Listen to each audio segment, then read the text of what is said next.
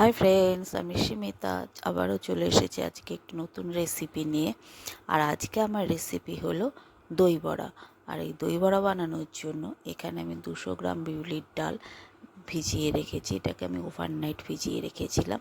এবার এটাকে ভালো করে আমি 2-3 বার ধুয়ে মিক্সিতে পেস্ট করে নেব। তো দেখতেই পাচ্ছ আমার কিন্তু মিক্সিতে সুন্দর পেস্ট করা হয়ে গেছে। দেখো এইভাবে পেস্ট করে নিয়েছি। এবার এটা বাটিতে নিয়ে নিয়েছি। এর মধ্যে দিয়ে দিয়েছি সামান্য একটু মৌরি আর দিয়ে দিলাম সামান্য জিরে। এবার এটাকে ভালো করে আমি ফেটিয়ে নেব। দেখতেই পাচ্ছ এটাকে কিন্তু আমি খুব সুন্দর করে ফেটিয়ে নিচ্ছি।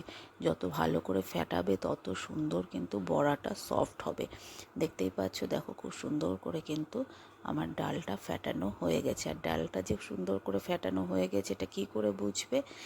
দেখবে যখন এই ডালটা তুমি এই জলের মধ্যে যখন ডালটা ফেলে এরকম ভেসে উঠবে তখনই বুঝতে পারবে ডালটা ফেটানো হয়ে গেছে। এবার এখানে একটা কড়া বসিয়ে দিয়েছি।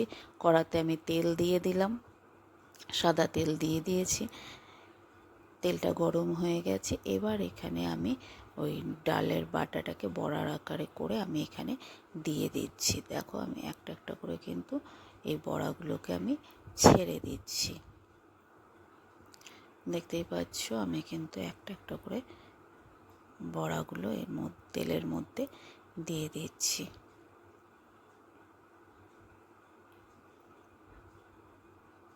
বড়াগুলোকে দিয়ে দিলাম। এবার একটা সাইড ভাজা হয়ে গেছে, দেখতেই পাচ্ছ। এবার এটাকে আমি উল্টে দেব, দিয়ে আর এক সাইড আমি ভেজে নেব। সব বড়াগুলোকে উল্টে দিচ্ছি, উল্টে আর একটা সাইড আমি ভেজে নেব। দেখো বড়াগুলো কিন্তু আমার সুন্দর ভাজা হয়ে গেছে। এবার এটাকে আমি তুলে নেব, তুলে নিয়ে বাকি বড়াগুলোকেও আমি এইভাবে ভেজে নেব। তো দেখো আমার সব বড়াগুলো কিন্তু ভাজা হয়ে গেছে। দেখতেই পাচ্ছ সব বড়াগুলো আমার ভাজা হয়ে গেছে। এবার তাওয়াতে 2 চামচ তেল দিয়ে দিলাম। এবার এর মধ্যে দিয়ে দিচ্ছি সামান্য জিরে আর দিয়ে দিচ্ছি কালো সর্ষে আর দিয়ে দিলাম সামান্য ধনেপাতা দিয়ে এবার এটাকে একটু হালকা ভেজে আমি এটা নামিয়ে নেব। বা বাটিতে জল নিয়ে নিয়েছি। এর মধ্যে দিয়ে দিচ্ছি 1 চামচ লবণ। 1 চামচ লবণ দিয়ে দিলাম। এবার এর মধ্যে দিয়ে দিচ্ছি আমি 2 চামচ চিনি। এবার এটাকে ভালো করে আমি মিশিয়ে নেব। ভালো করে মিশিয়ে নিলাম। নিয়ে এর মধ্যে আমি যে বড়াগুলো ভেজে রেখেছিলাম সেই বড়াগুলো একটা একটা করে এর মধ্যে আমি সব দিয়ে দিচ্ছি। বড়াগুলো সব দিয়ে দিলাম এর মধ্যে। আর দিয়ে দেব যে ওই যে ধনেপাতা, জিরে আর সর্ষেটা বেটে রেখেছিলাম সেটা এর মধ্যে দিয়ে দিলাম। তাহলে খুব সুন্দর একটা স্মেল আসবে। দিয়ে এবার এটাকে ভালো করে চুবিয়ে দেবো। দিয়ে এবার এটা চাপা ঢাকা দিয়ে আমি রেখে দেব, বড়াটাকে ভেজার জন্য রেখে দেব। এদিকে বড়াটা ভেজতে থাকুক। এদিকে তাওয়াতে আমি 2টো শুকনো লঙ্কা দিয়ে দিলাম, দিয়ে দিলাম সামান্য মৌরি দিয়ে আর সামান্য জিরে। এবার এটাকে আমি ভালো করে একটু ভেজে নেব। ভালো করে ভেজে নেব, সুন্দর একটা গন্ধ বেরিয়ে এসছে মশলাটা দিয়ে। এবার এটাকে গ্যাসটা অফ করে এটাকে নামিয়ে ঠান্ডা করে বেটে নেব। আর এখানে দেখো চাটনি বানানোর জন্য আমি নিয়ে নিয়েছি ধনেপাতা, আদা কুচি, রসুন আর লঙ্কা। এটাকে আমি মিক্সিতে পেস্ট করে নেব।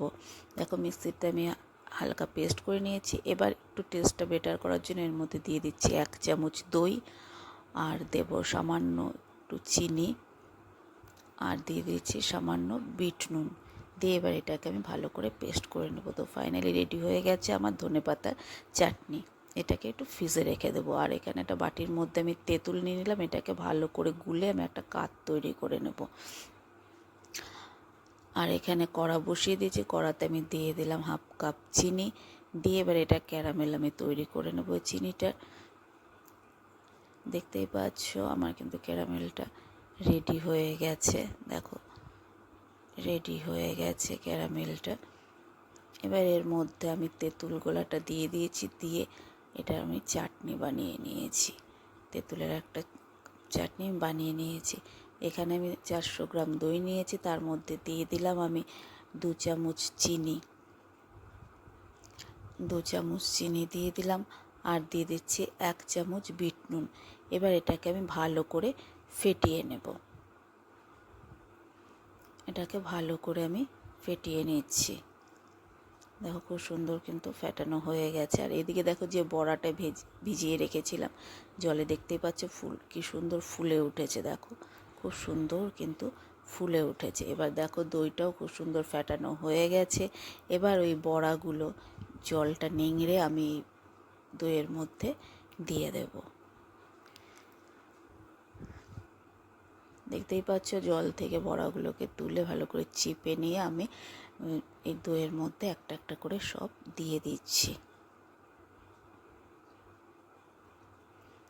এই বড়াগুলোকে এর মধ্যে আমি একটা একটা করে সব দিয়ে দিচ্ছি। এবার এই চামচ দিয়ে এগুলোকে ভালো করে আমি দইয়ের মধ্যে ডুবিয়ে দেব। তো তোমাদের রেসিপিটা কেমন লাগলো আমাকে কিন্তু অবশ্যই তোমরা জানিও। দেখতেই পাচ্ছ সব বড়াগুলোকে কিন্তু আমি ভালো করে দইয়ের মধ্যে ডুবিয়ে দিলাম। দিয়ে এবার এটাকে আমি ফ্রিজে রেখে দেব, 10-15 মিনিট রেখে দেব, একটু ঠান্ডা হওয়ার জন্য এটাকে আমি রেখে দেব। তো এবার আমি দই বড়াটা সার্ভ করে নিচ্ছি। দেখো প্লেটে আমি এটাকে সার্ভ করে নিচ্ছি। তোমাদের রেসিপিটা কেমন লাগলো আমাকে অবশ্যই কিন্তু জানিও। আর রেসিপিটা যদি ভালো লেগে থাকে তাহলে একটা লাইক করে আমার পাশে থেকো। দেখো বড়াগুলো দিয়ে দিলাম। এবার উপর দিয়ে সামান্য দই দিয়ে দিচ্ছি। এবার দিয়ে দেব যে আমি ধনেপাতার চাটনিটা করেছিলাম, সেই ধনেপাতার চাটনিটা আমি এর উপরে দিয়ে দিচ্ছি। দেখতেই পাচ্ছ এর উপরে দিয়ে দিচ্ছি। এবার দিয়ে দেব তেঁতুলের যে চাটনিটা করেছিলাম সেই চাটনিটা আমি এর উপরে দিয়ে দিচ্ছি। তেঁতুলের চাটনিটা দিয়ে দিলাম, তেঁতুলের চাটনিটা। আর দেব এর মধ্যে যে মশলাটা আমি বানিয়ে রেখেছিলাম সেই মশলাটা, গুঁড়ো মশলাটা এর উপরে ছিটিয়ে দিলাম। আর দিয়ে দিচ্ছি ঝুরি ভাজা। তো দেখো ফাইনালি রেডি হয়ে গেছে দই বড়া।